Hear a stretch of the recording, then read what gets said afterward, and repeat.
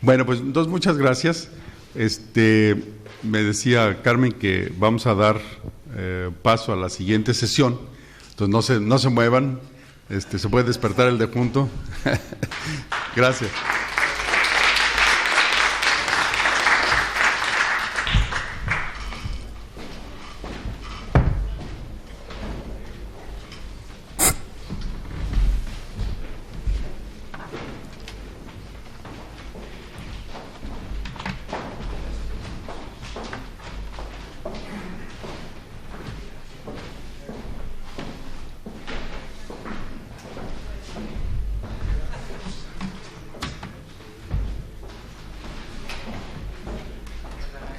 No, muy bien. Yo te estaba buscando desde hace rato para que nos dijeras a qué hora. Antón.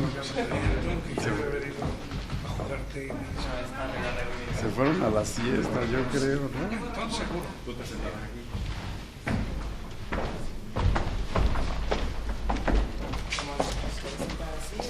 No, está bien.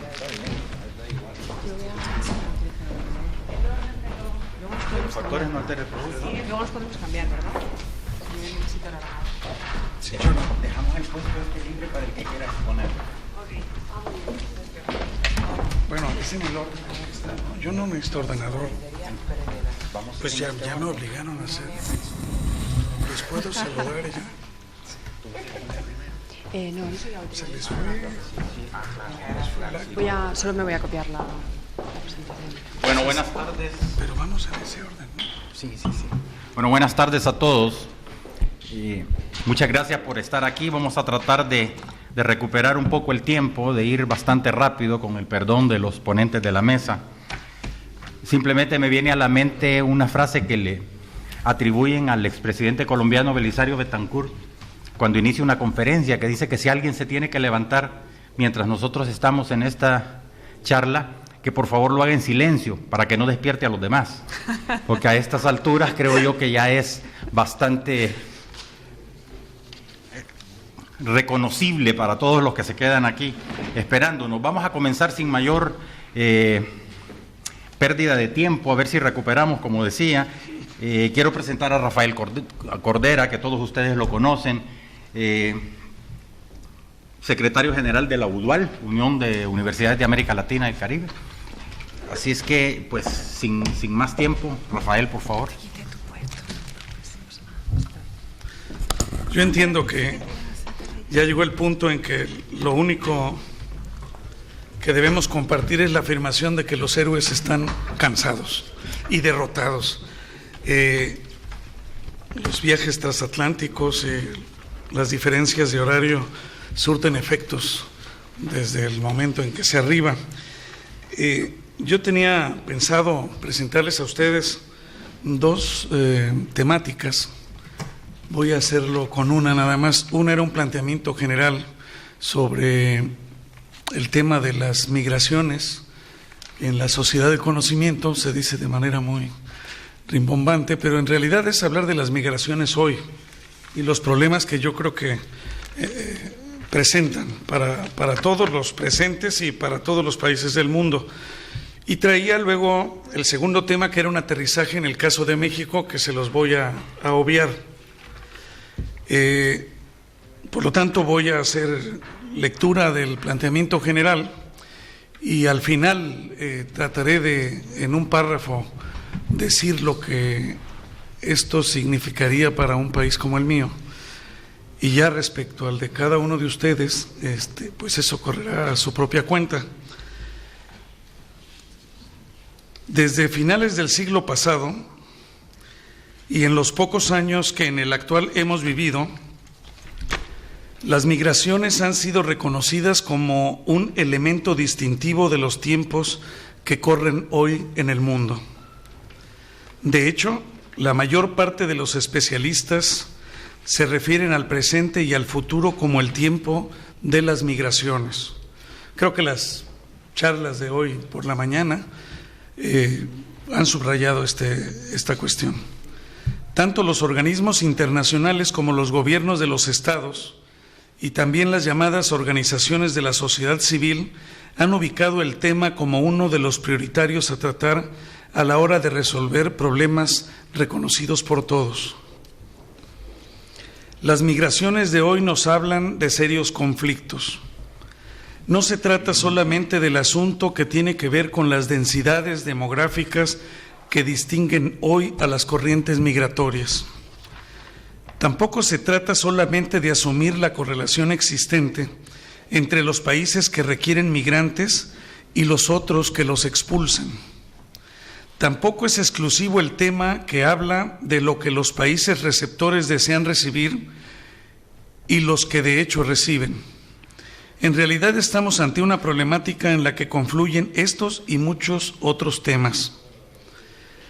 Hay que reconocer que los números que definen a los flujos migratorios del presente han crecido de manera sobresaliente en los últimos años. Hoy se calcula, y subrayo, solamente se calcula, porque seguramente la cifra es mayor, en 191 millones el total de migrantes internacionales, y se dice que en 70 eran, otra vez, de manera calculada, 82 millones. Con esto hay que reconocer un crecimiento documentado, pero junto con ello hay que subrayar que se trata de una migración que se hace cada vez más diversa, sobre todo, aunque no exclusivamente, de orígenes nacionales. Como lo ha señalado Joaquín Arango, catedrático de la Universidad Complutense de Madrid, puede decirse que las migraciones internacionales se han mundializado. Yo creo que este es el tema. Ello se manifiesta en el elevado y creciente número de países que sistemática y significativamente están implicados en las migraciones internacionales y en la multiplicación de rutas migratorias. Es necesario reconocer que los orígenes de la emigración internacional de hoy han cambiado de Europa hacia Asia, América Latina y África. A principios del siglo pasado, 9 de cada 10 emigrantes eran europeos. Hoy el número de países involucrados en la migración internacional es mayor de 100. Antes se hablaba de países que expulsaban o emitían inmigrantes y otros que los recibían. En los tiempos del presente hay que añadir aquellos otros que son considerados como países de tránsito y que crecen en su importancia. Nuestro mundo, el de la llamada globalización, se caracteriza por la diversificación de rutas o caminos y también en la relación origen, tránsito y destino. Hoy, para decirlo resumidamente, se debe de hablar de un tránsito globalizado, internacionalizado o mundializado. Cada quien escoge su concepto. La mundialización de la que hablamos la subraya un autor y dice: en efecto, las migraciones internacionales se han mundializado, en el doble sentido de que la mayoría de los países del planeta participan en ellas y de que las gentes van de cualquier parte a cualquier otra, y no solo a este tipo de eventos. A diferencia del precedente, el vigente es un sistema global y multipolar de hecho. El rasgo más destacado de las migraciones internacionales en nuestros días es su carácter mundial y de él derivan múltiples implicaciones. Se trata de una mundialización migratoria que intenta ser regulada y restringida desde el punto de vista de aquellos países, sociedades y estados que las reciben. Hoy, mientras las mercancías, el dinero y las finanzas tienden a caracterizarse por una circulación libre, en el caso de los seres humanos, de las personas y los ciudadanos, se trata de aplicarles normas que entorpezcan permanentemente y peligrosamente su circulación. Estamos hablando de una migración global llena de obstáculos y peligros. Antes, hace un siglo, se hablaba de migraciones transoceánicas. Generalmente eran migraciones de ciudadanos, personas, gentes que iban de Europa a otros países, entre otras la región latinoamericana, y prácticamente de circulación libre. Hoy, para desgracia de millones de seres humanos, se trata de otra, diferente, caracterizada por el obstáculo y el control, por muros y alambrados y serios y reales peligros de muerte para quienes la practican. Hablo de mayorías o de masas. No es necesario aquí que abundemos en el terreno de la defensa de los derechos humanos, que en todo caso se distingue por su inexistencia en prácticamente todo el mundo, incluido mi país, México. Yo diría, y las excepciones, si las hay, en todo caso confirman la regla. El crecimiento demográfico de Asia, África y América Latina es un elemento que explica lo masivo de las migraciones. Pero también tenemos que hablar de muchos países en donde además de ello, habrá que subrayar la incapacidad de los mismos para absorber su fuerza de trabajo. Mi país, México, es el principal expulsor de fuerza de trabajo en el mundo, seguido por China. Se trata, para decirlo rápidamente, de verdaderas expulsiones sociales y demográficas de los llamados países subdesarrollados.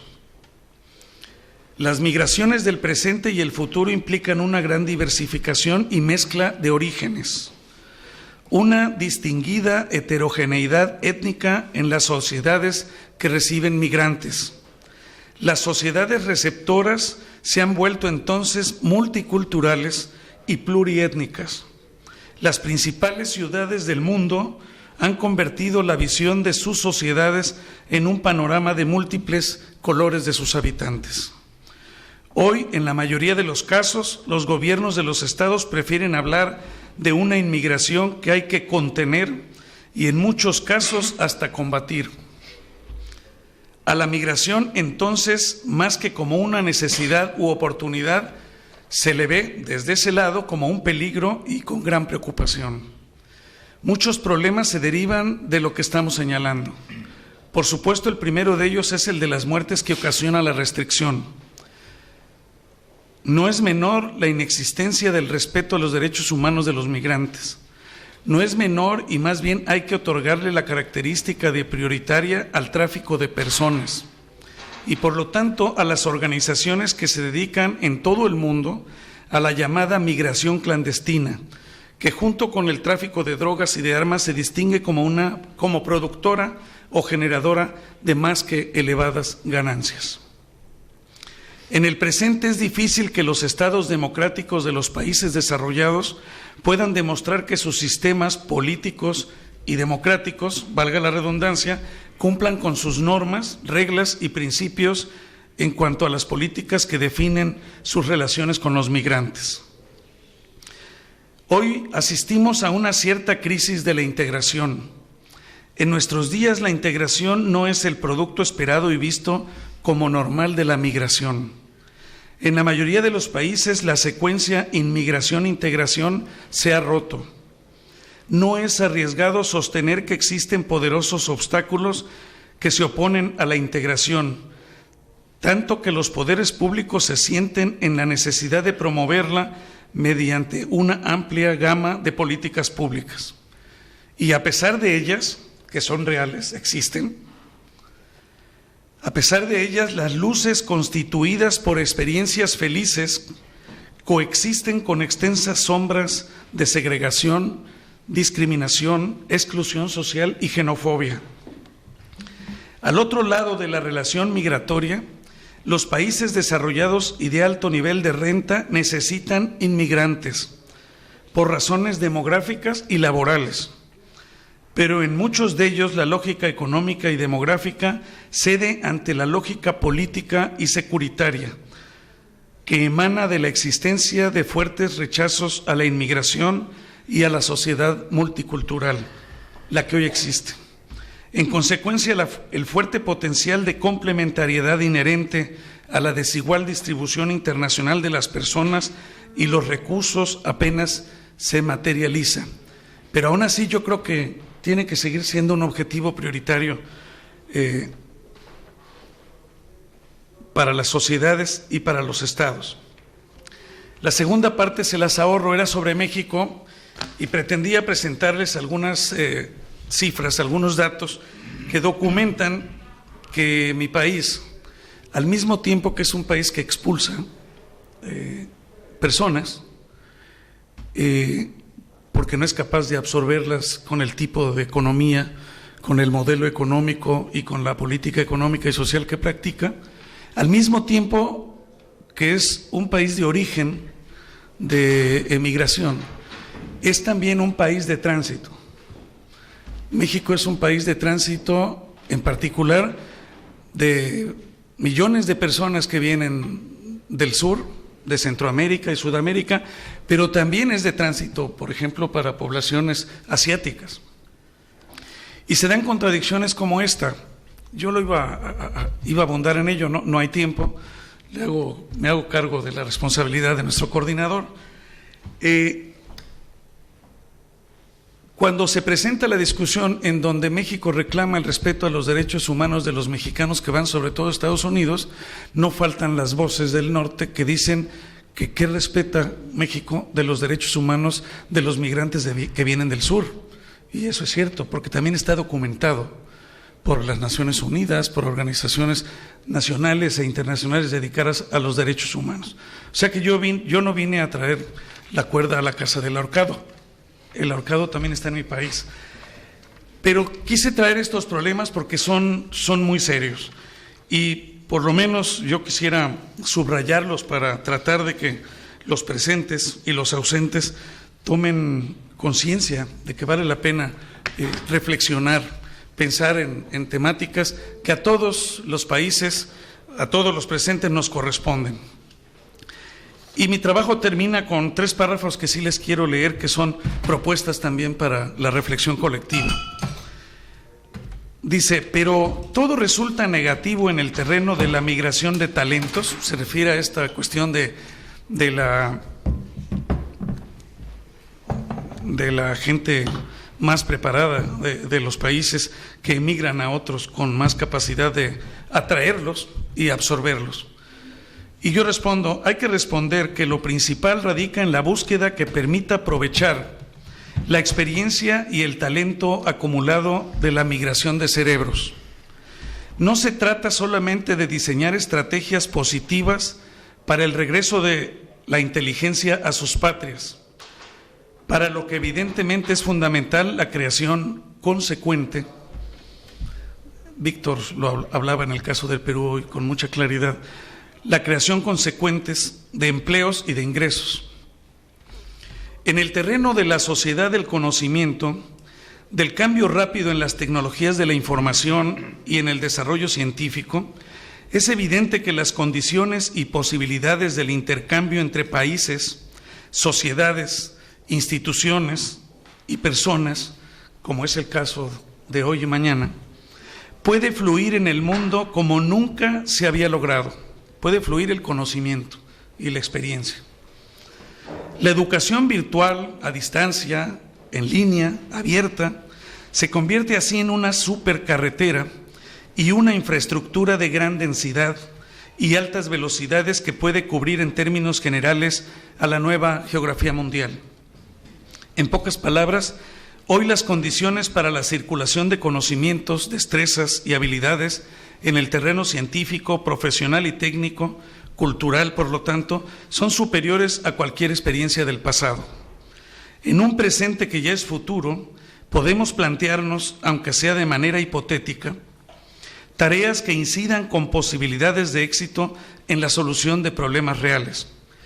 No es difícil, por ello, acercarnos al planteamiento de escenarios que impliquen la suma de esfuerzos científicos y tecnológicos, como las que la mayoría de ustedes puede realizar, que ayuden a capacitar a aquellos recursos humanos que en los países emergentes o subdesarrollados, para hablar con mayor franqueza, que han cubierto sus estudios superiores, que cuentan con la realización de posgrado de calidad.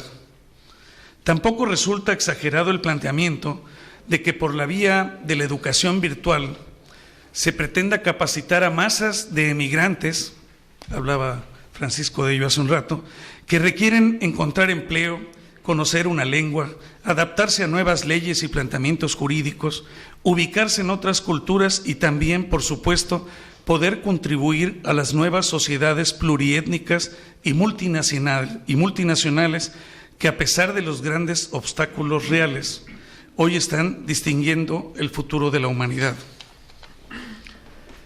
Termino. Yo creo que en el tema de la fuga de talentos, de inteligencias, de cerebros, de la gente mejor capacitada, ya no solo hay que estar discutiendo la necesidad o la posibilidad de sus repatriaciones. Yo creo que vale la pena incorporar, es una hipótesis, una propuesta de trabajo, una manera de pensar en voz alta con ustedes. Vale la pena ver si las nuevas tecnologías y las ciencias en curso nos pueden ayudar a repatriar no solo a las personas, sino también a sus experiencias, sus inteligencias, sus prácticas, sus saberes, sus destrezas, por la vía del Internet, y que ello ayude a contribuir a los cuadros que nuestros países mismos ya tienen y que existen en las diferentes naciones. Muchas gracias por su atención.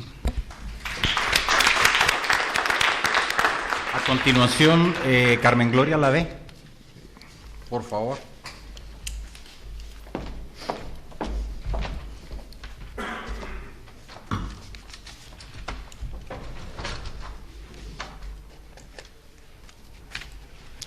Carmen Gloria es la secretaria ejecutiva de la Red Clara, ustedes conocen.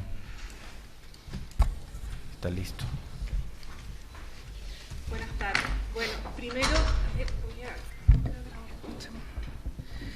una pequeña aclaración. No soy la secretaria ejecutiva, soy la gerente de capacitación y gestión del conocimiento, una primera cosa. Y segundo, para beneficio de quienes no conocen la Red Clara es dos cosas. Primero, es una red de telecomunicaciones, una red física de fibra óptica que une a 13 redes de 13 países latinoamericanos, los que a su vez constituyen redes al interior de ese país, y los conecta a Europa, a la red GEAN, como una red de investigación. Y como segunda cosa, por así decirlo, Clara también es una red de colaboración que promueve la investigación y la educación en América Latina. Eso para... Mañana ya vamos a conocer un poco más de topologías y de cosas más técnicas, pero ahora nos vamos a quedar con esa pequeña aclaración.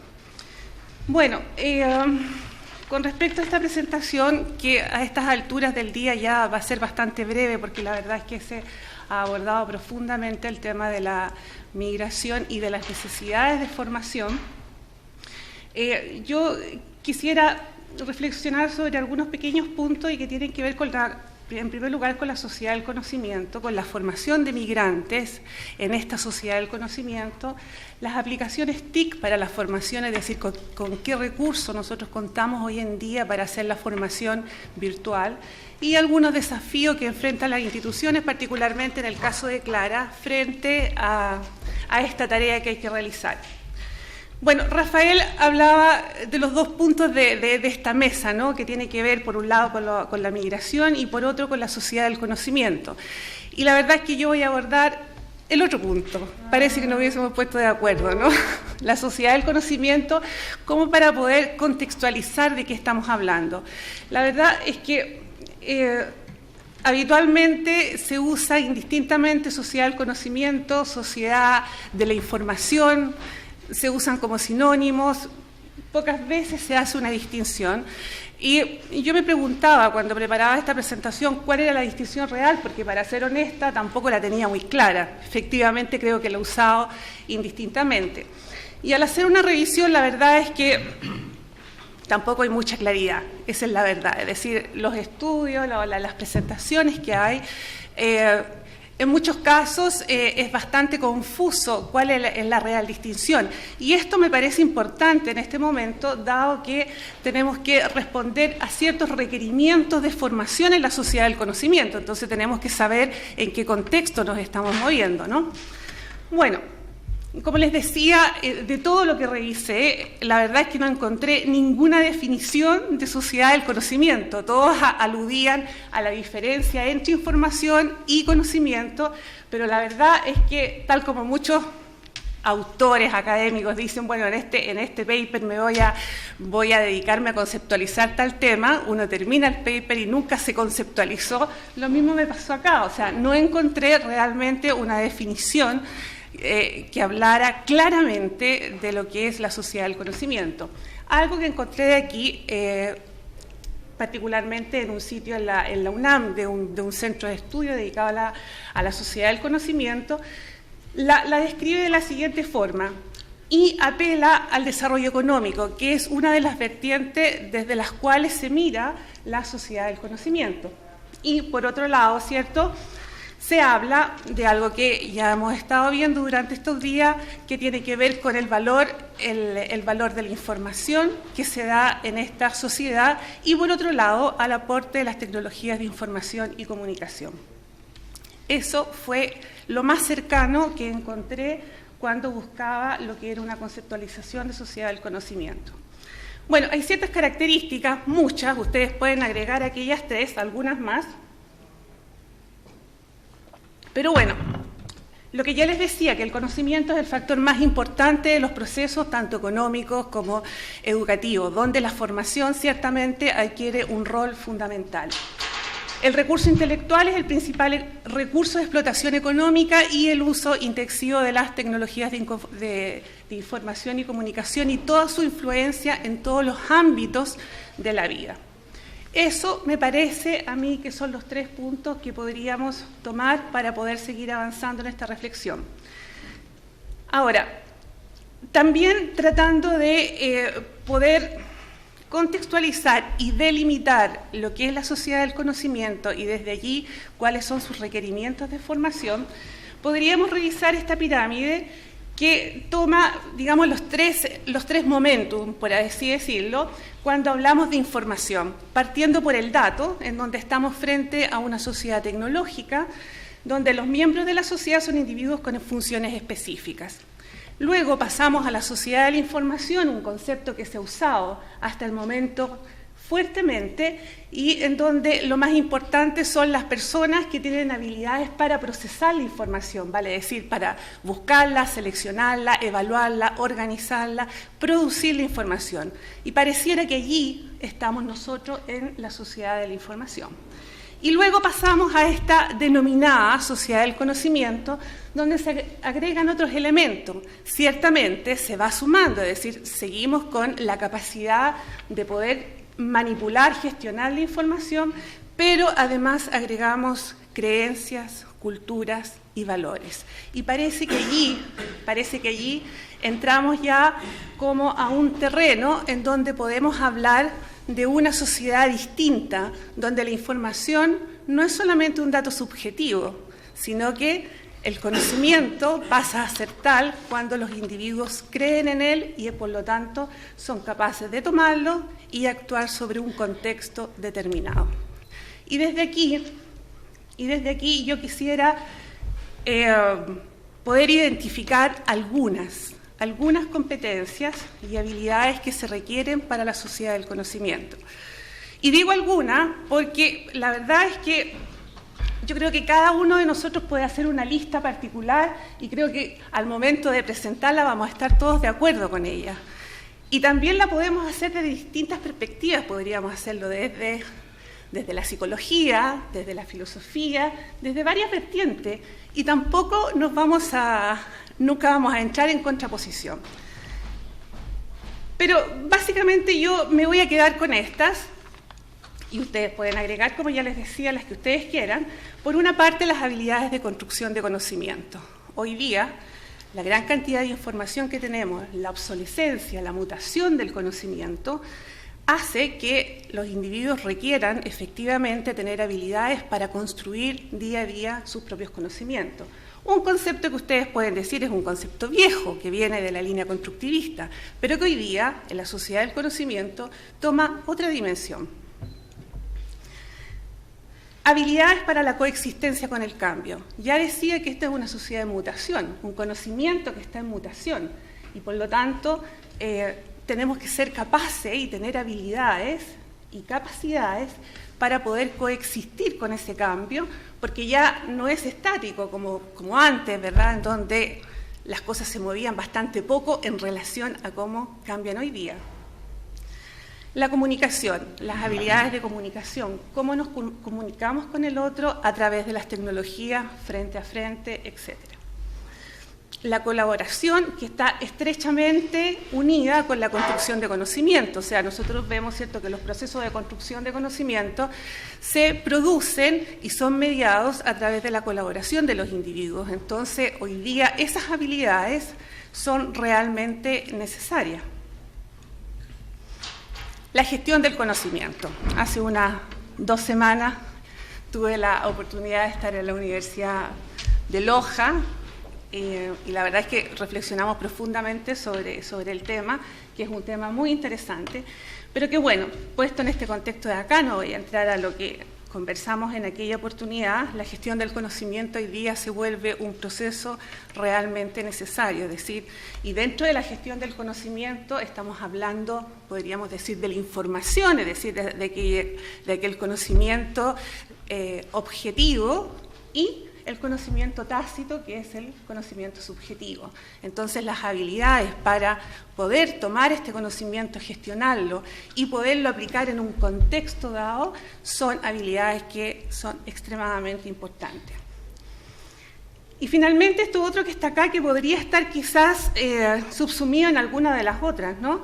Y que tiene que ver con las habilidades de aprender a aprender, que son habilidades que conocemos hace mucho tiempo, que están tratando de ser incorporadas porque tienen que ver con las habilidades, por ejemplo, que hablaba Francisco, de aquellos cursos al inicio de los programas de formación, porque en educación a distancia el aprender a aprender realmente, la metacognición, son habilidades extremadamente importantes, pero además el aprender a desaprender. Y eso tiene que ver con lo que ya habíamos estado comentando y que tiene que ver con la obsolescencia del conocimiento. Eso en términos generales, como para poder pasar al tema que hoy día nos ocupa y que nos ocupa estos 2 días en estos foros, ¿no? Ya decía yo que hoy día se ha hablado bastante y muy profundamente, por lo tanto yo no voy a pretender hacer un análisis exhaustivo, sino que simplemente puntualizar algunas cosas.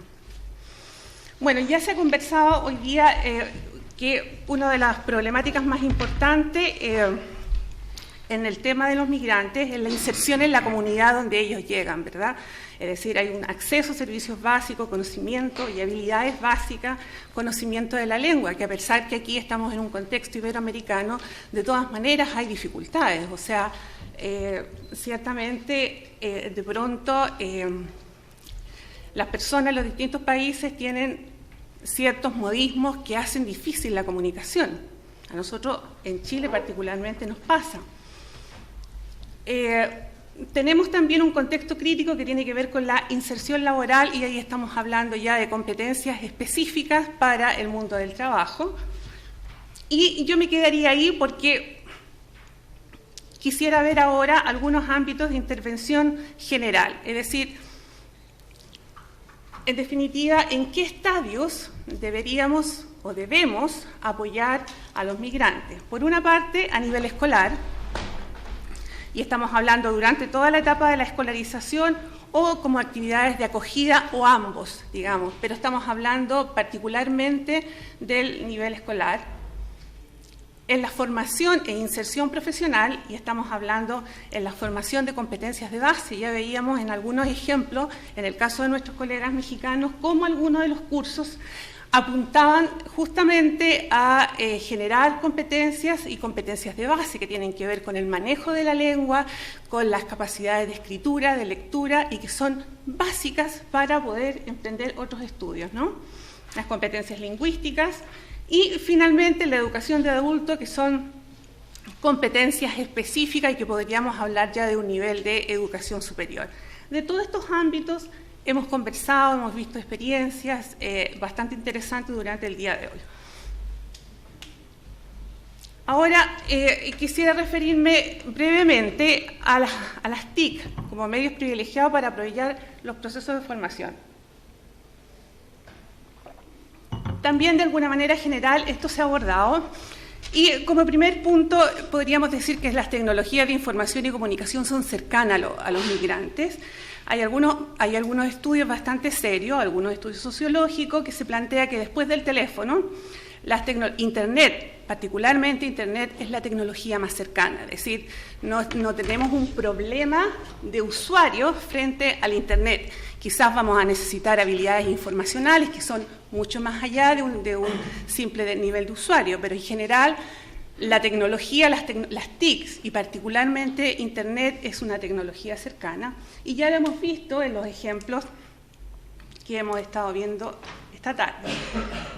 Y particularmente yo diría que podríamos agrupar brevemente el potencial de las TIC, porque todos ya más o menos lo conocemos, pero en este caso específico, un potencial para atender a la diversidad cultural, y ya vamos a ver por qué, proveer medioambientes y propuestas pedagógicas flexibles, que ahí vamos a la parte pedagógica, es decir, qué necesitamos para este colectivo, y apoyar y sustentar procesos de construcción social a comunidades afines. Hoy en día, en el mundo de las tecnologías de información y comunicación y el área de la educación, estamos asistiendo a un fenómeno que tiene que ver con las redes sociales.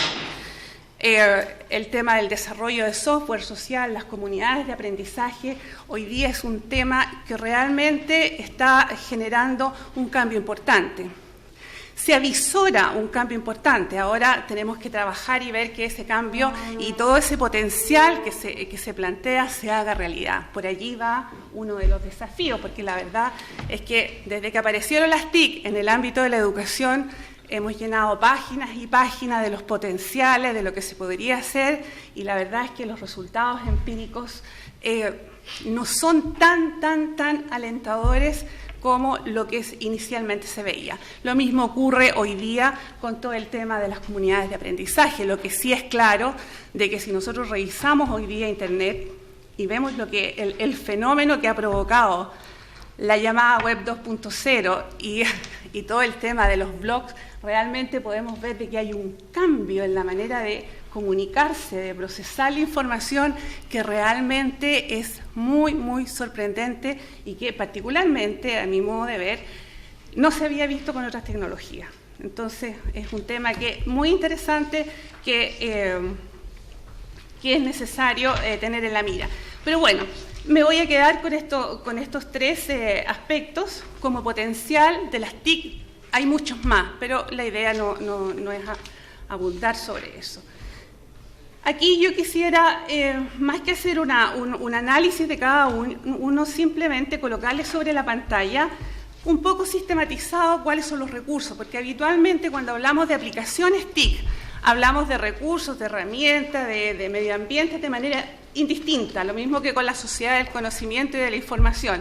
Entonces, de pronto estamos hablando de ciertas herramientas que en realidad son recursos. Entonces, a modo simplemente de ordenar un poco el escenario, puse en el fondo el conjunto, una sistematización de las aplicaciones TIC. Y ahí podemos identificar recursos, herramientas, servicios y entornos de manera general. Cuando hablamos de aplicaciones TIC y cuando hablamos particularmente de recursos, estamos hablando de dos tipos de recursos, estáticos y dinámicos, y estamos hablando, por ejemplo, si vamos al tema de más cercano, bueno, más cercano para mí, no sé si para ustedes, ¿no? De recursos podríamos hablar, por ejemplo, de los objetos de aprendizaje, que ya se ha hablado hoy día como recurso para apoyar el proceso, y según hice una revisión por la web, hay varios sitios en donde efectivamente se han puesto recursos, objetos de aprendizaje, que son especialmente desarrollados, diseñados para los migrantes. Estamos hablando de herramientas, estamos hablando de herramientas de distinto tipo también, es decir, también una clasificación de construcción, de producción y de gestión, ustedes la pueden ver allí.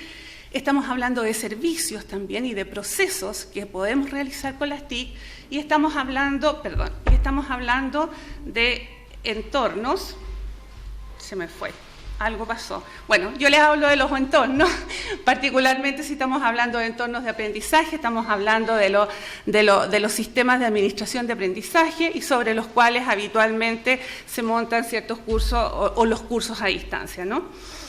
Y también, como para poder puntualizar, podríamos decir de que Estas aplicaciones TIC nosotros las podemos utilizar de distintas formas, o sea, podríamos usarlas en su totalidad, los entornos, y adentro de los entornos colocar las herramientas, colocar los recursos, desarrollar ciertos procesos y servicios. O podríamos también utilizar solamente recursos, es decir, el tema es muy flexible, y con eso voy al punto de la flexibilidad, es decir, podríamos pensar en una oferta formativa muy flexible desde un punto de vista de, por ejemplo, desde un entorno completo para hacer una educación, una formación a distancia, como en el caso, por ejemplo, que mencionaban del TEC de Monterrey, o bien simplemente tener ciertas iniciativas en donde lo que yo estoy utilizando son solamente recursos, como podría ser un repositorio de objetos de aprendizaje, un repositorio de herramientas de construcción para apoyar la formación en distintos ámbitos. Entonces, podríamos decir de que no necesariamente estamos hablando de entornos cerrados. Y si vamos a lo que hoy día estábamos conversando del software social, también podríamos hablar simplemente de herramientas de colaboración que están puestas al servicio de la interacción de ciertas comunidades de migrantes. Ahora, ¿cuáles son los desafíos para los sistemas de formación? Por una parte, los currículas flexibles. Es decir, cuando veíamos la oferta formativa del TEC de Monterrey, que es realmente impresionante, podríamos decir, habían cosas que a mí nunca se me habrían ocurrido, pero luego se plantea, bueno, esto se va construyendo y se va mejorando con una detección de necesidades que se hace con los propios usuarios del sistema. Y en ese sentido, a mí me parece muy interesante, porque si hay algo que tiene que tener la formación de este colectivo de usuarios es la flexibilidad curricular, de tal manera de no encajarlos en un sistema que probablemente no puede responder a sus necesidades específicas.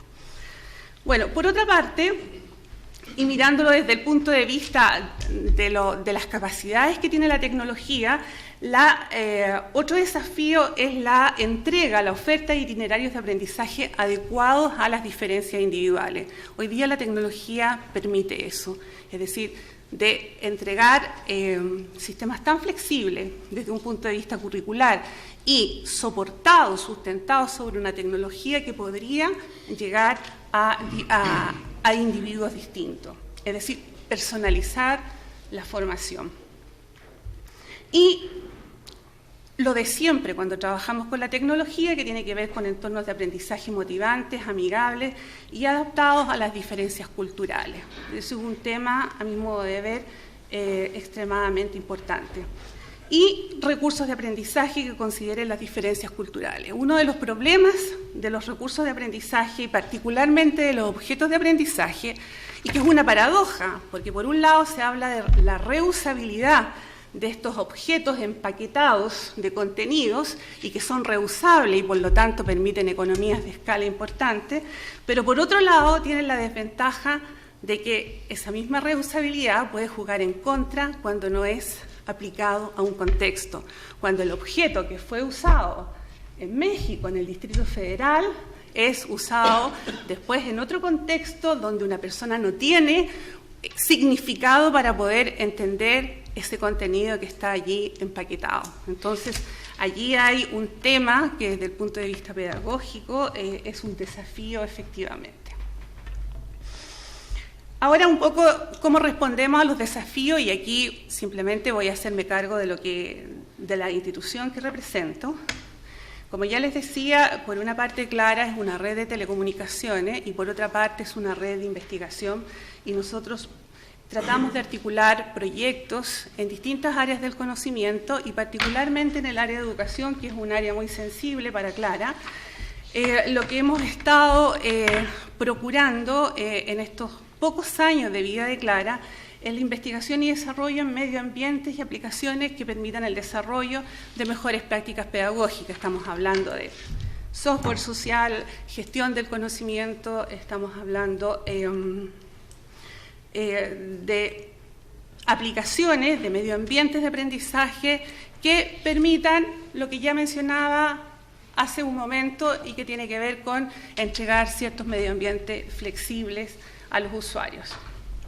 Y por otra parte, la investigación y desarrollo de recursos que apoye los procesos de formación. Estamos hablando de objetos de aprendizaje, estamos hablando de repositorios de documentación científica, por ejemplo.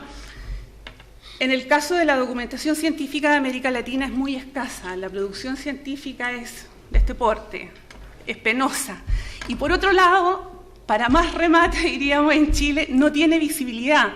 Entonces, cuando queremos encontrar información de lo que pasa en Latinoamérica, la verdad es que es bucear en un mare magnum de información.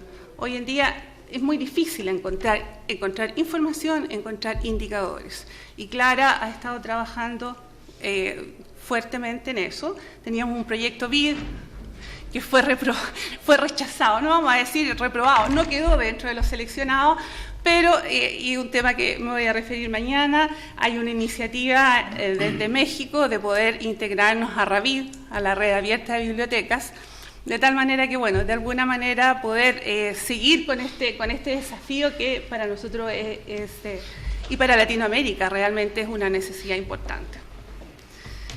Y aquí permítanme hablarles un poco, porque hoy día tengo el corazón repartido entre dos amores. Por una parte, Clara, y a partir de ahora en marzo, del Colegio de las Américas, de la OUI, de la Organización Universitaria Interamericana. Entonces quisiera también brevemente contarles que desde el COLAM, desde el Colegio de las Américas, se trabaja, que es un programa de la OUI, se trabaja en redes de formación interamericana, en donde hay temáticas importantes relacionadas con la interculturalidad, y desde allí se puede apoyar fuertemente estos procesos y estas necesidades de las cuales hemos estado hablando hoy día. Y por otro lado, también una de las áreas de trabajo del COLAM es la aplicación de una estrategia para el uso de la educación a distancia y las tecnologías de información y comunicación, que ya hemos visto son un elemento importante, un medio que apoya fuertemente hoy día, digamos, los procesos de formación de los migrantes. Muchas gracias.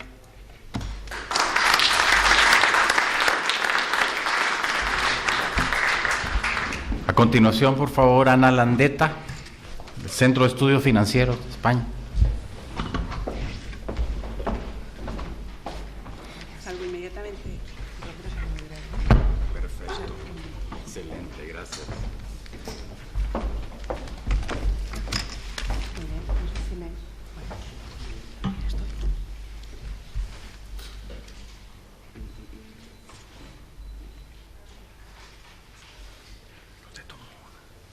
Sí.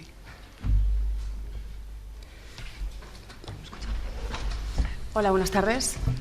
Mi nombre es Ana Landeta. Vengo aquí hoy a compartir con todos ustedes nuestra experiencia en materia de diseño de programas formativos y learning dirigidos específicamente a estos colectivos para promover el acceso al mercado laboral español. Me gustaría comenzar mi intervención dando las gracias a Virtual Educa por invitarnos a participar en estos foros y en numerosas iniciativas en las que están trabajando en estos momentos, en nombre de las dos instituciones educativas a las que represento, el Centro de Estudios Financieros, la Escuela de Negocios y la Universidad a Distancia de Madrid. Bien, lo que voy a hacer es presentar brevemente lo que es el Centro de Estudios Financieros para todos aquellos que no son nacionales y haciendo un análisis del presente, ¿no? En qué base se pueden sustentar los futuros diseños, los diseños actuales de programas formativos y learning dirigidos a los inmigrantes que quieren acceder desde sus países de origen al mercado laboral español. De alguna manera, desde el Centro de Estudios Financieros como Escuela de Negocios, llevamos ya una larga temporada trabajando en esta línea. Nosotros hemos celebrado el año pasado nuestro 30 aniversario. Somos una institución que nace en 1977 un poco con la filosofía de formar a futuros miembros de la Administración Pública española y que a día de hoy pues, tiene 3 sedes repartidas en 3 localizaciones geográficas diferentes, varias en Madrid, Barcelona y Valencia, y además cuenta con un total de 15.000 alumnos y 200.000, hemos formado 200.000 en los sistemas de enseñanza presencial y a distancia a lo largo de todos estos años. Siempre nos hemos caracterizado además por hacer una apuesta fuerte e importante en materia de nuevas tecnologías y de alguna manera, afortunadamente, contamos con numerosos recursos humanos, didácticos, metodológicos y tecnológicos que ponemos al servicio de todos nuestros alumnos que cursan con nosotros másters y cursos y oposiciones en las modalidades del sistema de enseñanza presencial y también a distancia. Contamos con un total, además, de 10 áreas formativas, las más importantes, las más demandadas por nuestro público nacional e internacional, son las áreas del conocimiento de la Dirección de Administración de Empresas, de la Economía, las Finanzas y la Contabilidad. Aquí en España creo que somos una de las instituciones más prestigiosas en materia de formación en el área de la tributación. Y además, también impartimos otro tipo de programas formativos en otras áreas como son el marketing y ventas, dirección y gestión de recursos humanos, calidad, medio ambiente, prevención de riesgos laborales y un largo etcétera. En todos los casos, todas nuestras sedes están dotadas tecnológicamente con los recursos que pueden ver en pantalla y en este último año hemos hecho una apuesta muy fuerte por la reconversión de todos nuestros programas formativos que se imparten en la modalidad de enseñanza a distancia, utilizando un entorno de enseñanza-aprendizaje online que presenta unas garantías de calidad, podemos decir a día de hoy, muy interesantes, como es el LMS Moodle, que imagino que lo conocerán casi todos o todos ustedes. Bien,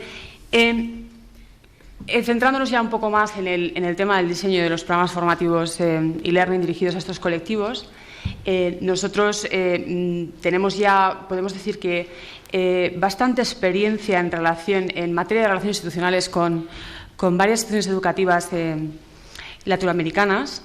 Contamos con varias sedes, en concreto en México, en Colombia, en Perú, en Bolivia, en Brasil y en Chile en la actualidad.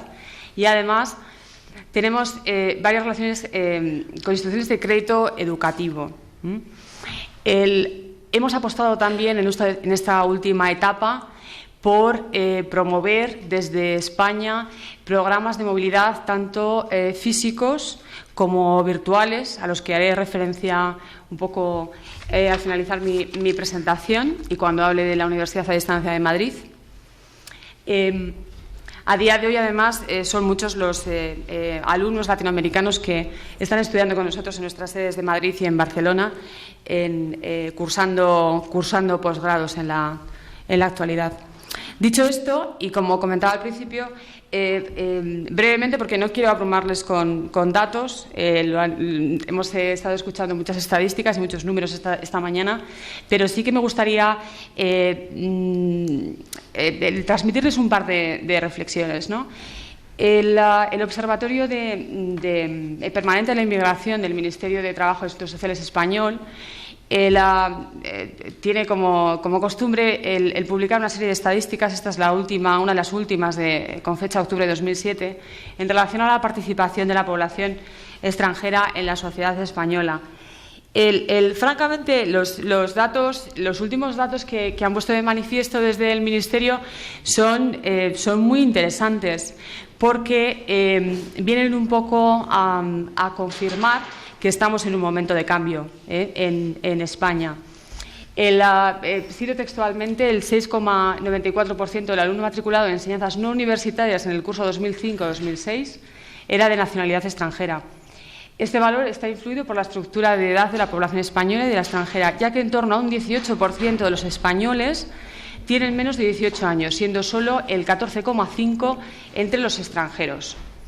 Entre el alumnado universitario se observan 2 grados de participación extranjera distintos, según se tomen los estudios de primero o segundo ciclo o si consideramos los de tercer ciclo. En el primer caso, solo un 1,71% de los matriculados en el curso 2005-2006 era extranjero. Sin embargo, y este es un dato importante a tener en cuenta, en el tercer ciclo los extranjeros suponen el 20,57% del total de estudiantes de este nivel. De alguna manera, además, Y siguiendo un poco la base de la aportación del Ministerio, del Observatorio Permanente de Inmigración,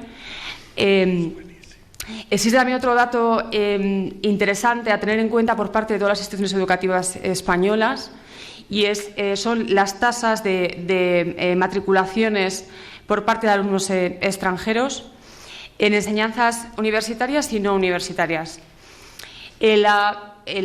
Por no abrumarles con datos estadísticos, si hacemos una comparativa entre este último estudio que han realizado y el realizado en el año 2004-2005, pues los tantos por cientos varían considerablemente.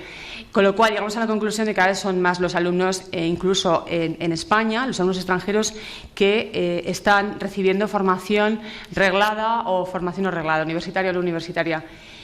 Por una parte, interesante el número de alumnado no universitario matriculado en el curso 2005-2006. Han sido un total de 529.461 y, como pueden observar en la diapositiva, hay una amplia representación de países de Latinoamérica. Y ya por último, para cerrar el capítulo de la participación de la población extranjera en la sociedad española, el alumnado universitario matriculado en ese mismo año pues está repartido de un total de 24.621 alumnos que han cursado primero y segundo ciclo, estudios universitarios, pues 7.000 son miembros de países de la Unión y 17.000 son miembros de otros países, Rumanía, Ecuador, Colombia y Reino Unido, ¿vale? Esto por una parte, o sea, es una pequeña radiografía de cuál es el escenario de la sociedad española a este nivel en materia de participación de su población y de cómo están cursando programas formativos alumnos extranjeros. Y luego, por otra parte, hay un dato que tampoco debemos pasar por alto, que se recogió en el Consejo Europeo de Tampere, que versa sobre la facilitación de la entrada de los inmigrantes en el mercado laboral. Y al mismo tiempo lleva consigo una reflexión que está asociada a que desde la Unión Europea pues, se entiende que todavía es difícil elaborar políticas que concilien la oferta y la demanda en este sentido. Con lo cual llegamos también a otra interesante conclusión, y es que por parte de las instituciones educativas de todos los países miembros de la Unión, pues tenemos todavía un largo camino por recorrer en materia de formación dirigida a todos estos colectivos. Además, y ya para cerrar el capítulo de las iniciativas de la Unión Europea, también me gustaría destacar la existencia de lo que ha llamado la Blue Card o tarjeta azul, porque va a significar un antes y un después en el mercado laboral de la Unión Europea. De alguna manera, a través de esta iniciativa se pretende que estudiantes o personas que vienen de otros países que no sean comunitarios puedan emigrar hacia Europa con el expreso fin de trabajar, ¿no? Y el objetivo que se pretende cubrir es paliar la carencia que existe actualmente en el mercado laboral europeo, de la demanda futura que existe o de la actual y de futura de profesionales cualificados. Entonces, dicho esto, y para entrar en materia de diseño de programas formativos de estas características, pues debo destacar un poco la base que puede sustentar la toma de decisiones a la hora de conformar una oferta formativa de estas características, ¿no? Que no es más que el proceso que describimos en pantalla, el proceso oferta-demanda de empleo y formación, que desde el Centro de Estudios Financieros de la Universidad